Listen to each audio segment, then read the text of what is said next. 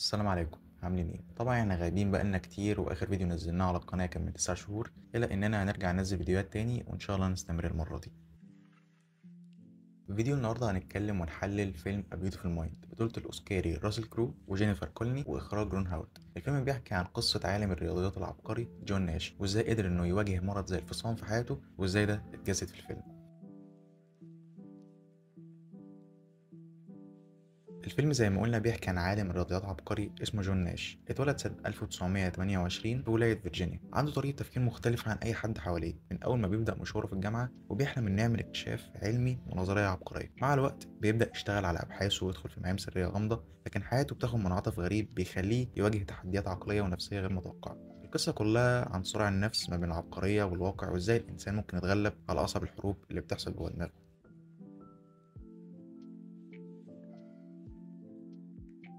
سنة 1952 بيتعرف جون على بنت اسمها إليشا. إليشا ظهرت في حياة جون وهو في قمة انشغاله بأفكاره وأبحاثه. هو في الأساس شخص منطوي منعزل، كلامه مباشر وأحيانا غريب. هي شافت ورا غرابة طباعه وذكائه إحساس مختلف عن باقي الناس، وده السبب اللي خلى جون يحبها ويتعلق بيها، لأنها كانت مصدر تشجيع كبير لجون، وده اللي بيخلي جون يفكر يتجوزها. وبالفعل بعدها بفترة صغيرة بيتجوزوا، وبتبتدي قصة حب عظيمة بين جون وإليشا. إليشا اللي استحملت كتير مع جون وقفت جنبه في فترة مرضه بالفصام، لأنها كان جواها إحساس كبير بالحب. كان ممكن إنها تسيب كل ده ورا ظهرها وتسيبه هو شخصيا، لكن إحساس الحب كان دايما غالب عندها.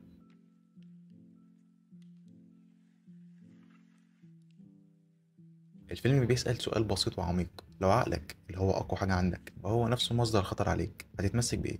الإجابة اللي الفيلم بيقدمها بالعلاقات، وخصوصا بالحب. هنا العبقرية مش هدف في ذاتها، لكن اختبار. هل هتسند على نفسك لو وقعت، ولا حد تاني هو اللي هيقومك؟ إليشا كانت السند الحقيقي لجون وقت ما عقل جون كان غلبه وانقلب ضده. لو ما كانتش موجودة كان زمان جون غرق في أفكاره وأوهامه ومرضه. إليشا هي السبب الأساسي في تكوين جون. سرد الفيلم المثالي جدا خلانا نعيش جوه عقل جون ونشوف كل حاجة من منظور جون، ودي من أذكى الحيل الدرامية اللي شفتها في حياتي، إن الفيلم يحبي زاوية الرؤية من جوه جون. يعني إحنا طول الفيلم شايفين الأحداث بمنظور جون مش بمنظور أي حد تاني. لما بيقابل تشارلز أو بارشر، الأداء والإخراج بيقدمهم كأنهم عاديين جدا. هم أصحاب جون اللي أنت مش هتحس أبدا إنهم مش موجودين فعلا، بسبب إنك شايف التفاصيل من عقل جون، شايف هو بيتعامل معاهم إزاي من عقله هو. وهنا بتيجي لحظة الانكشاف، مش بس صدمة لجون على قد ما هي صدمة لينا. بلوت تويست غير متوقع وعبقري بكل المقاييس، يقلب الفيلم 180 درجة ويخليك في حالة ذهول كمشاهد. أول حاجة تبقى مصدوم زي جون بالظبط، وبعدين تبدأ الرؤية توضح قدامك وتبدأ تستكشف الحقيقة وتجمعها. وهنا بتكمن عبقرية السرد. بصراحة البلوت تويست ده من أحسن البلوت تويستات اللي شفتها في حياتي. جه في وقت جميل جدا في الفيلم، رفع الفيلم وكان غير متوقع بالمرة.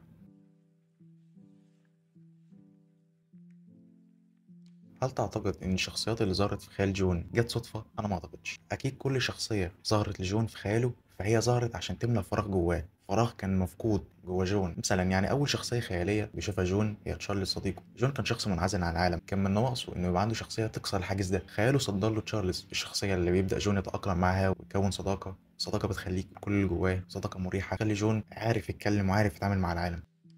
النقص التاني عند جون كان في البراءة والطفولة، ده عقله كونه في مارسي الطفلة. يمكن دي الطفولة البراءة اللي معاشها جون في حياته. النقص التالت كان في بارشر، إحساس المسؤولية والبطولة كان لازم يكون موجود عند جون ناش، وده اللي عقله صدرهوله عن طريق شخصية قاسية نوعا ما زي بارشر، شخصية بتلزمه دايما بالشغل. الفيلم بيستخدم الشخصيات دي كوظائف نفسية لجون مش كأشخاص، بيستخدمهم عشان يوصل جون ويحركه. المخرج حب يستخدم الشخصيات دي عشان تحرك حاجة جوه جون، شخصيته نفسها تحس بمشاعر مختلفة.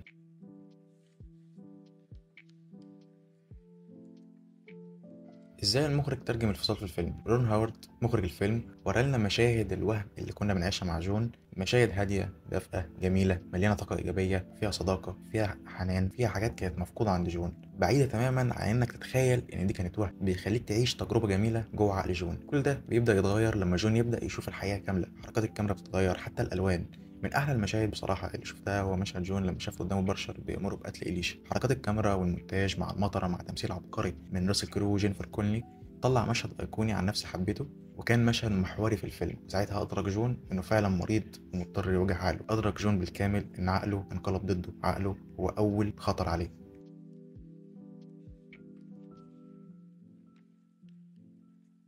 دلوقتي بقى هنحلل بعض زوايا الفيلم السينمائية من حيث التمثيل والسرد وبعض آراء النقاد. في البداية التمثيل معلوش أي نقاش أو شك، أداء متكامل من كل الممثلين في رأيي. راسل كرو عمل أحسن أداء تمثيلي في مسيرته. ممكن ناس تختلف وتقول إن هو في جلاديتور كان أحسن، لكن رأيي إن راسل حسيته هنا بيمثل بجد، عرف يطلع تعابير في وشه توضح حالته في الفيلم، عرف ينقل الشخصية من الفيلم من الغرور للغرابة للحزن، عرف ينقل كل المشاعر اللي كانت جوه جون طول الفيلم. صراحة هنا بالنسبة لي هو أحسن أداء تمثيلي ليه. اما جينيفر كونلي كسبت اوسكار احسن ممثله مساعده عن الفيلم ده، اللي شايف انها مستحقه 100%. لولاها الفيلم ما كانش هيبقى متكامل. رغم ان راسل عمل اداء حلو، الا ان جينيفر بانفعالاتها بتعبيرها نقلت الفيلم ورفعت منه في اجزاء كتير جدا. ممثله عبقريه بصراحه، بحبها من قبل ما اشوف الفيلم بسبب دورها في فيلم ريكوان فور دريم. بالنسبه لي الثنائيه دي كانت مثاليه، انا اصلا بحب الاثنين الممثلين دول، كانت دافعه ان انا اشوف الفيلم.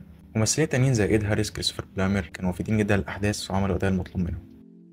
رسالة الفيلم كانت واضحة زي ما قلنا، وهي إن العقل نقطة ضعف وقوة في نفس الوقت. جون كان عبقري، إلا إن عقله هو نفسه اللي خلاه يضيع سنين من عمره وهو بيحاربه وبيحاول يتفاداه ويبعد عنه ويتجاهله. دايما مفيش حد كامل، لازم يكون في نقطة معينة تصارع فيها نفسك بدل ما تخسر كل حاجة. جون كان الخطر عليه الوحيد هو عقله. بعض النقاد أشاروا لشوية سلبيات موجودة في الفيلم. أول سلبية هي إن الفيلم فيه تفاصيل كتير متحرفة من القصة الأصلية لجون ناش، وإن مرض الفصام في الفيلم ما تقدمش بصورة علمية دقيقة. تحليلي للنقطتين دول هو إن طبيعي فيلم ينحرف عن القصة الأصلية، لأن لو عملت لك فيلم زي ما هو في الحقيقة الفيلم هيبقى فاضي، ما فيهوش أي إبداع، ما فيهوش مشاعر، ما فيهوش قصة تحكي، بالتأكيد ما فيهوش عمق سينمائي. فأنا لو جبت قصة لجون ناش وحكيتها هي مش هيكون فيها أي حاجة، مش هنقل لك مشاعر معينة كده، مفيش أي إبداع. واما عن تبسيط مرض الفصام في الفيلم، ممكن تكون حاجه فعلا غير دقيقه، ولكن احنا عشنا جوه عقلناش فمركزناش قوي في تفاصيل المرض. في رايي التفاصيل دي ما اذتش الفيلم او ما خلتوش يكون فيلم سيء. لا، هو الفيلم بصراحه زي ما هو بصراحه في رايي حلو. وبرضه مرض الفصام اللي جه في عقل جون اتقدم بشكل سينمائي يفيد الفيلم.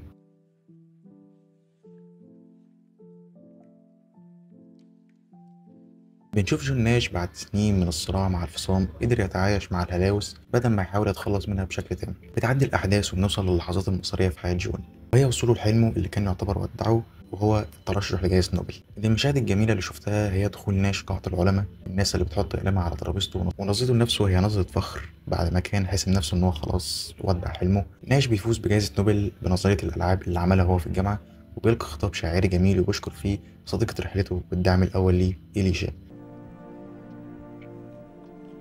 Thank you.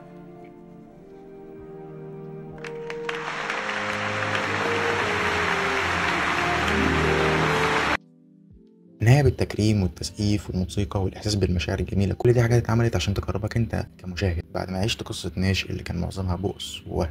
جون في النهاية بتجاهل أوهامه، لكن لما ببصلهم في نهاية الفيلم كانت رمزية على إنه انتصر على نفسه وعرف يحس بقيمة نفسه في المجتمع، وده من الأساس كان هدفه الأول والأخير.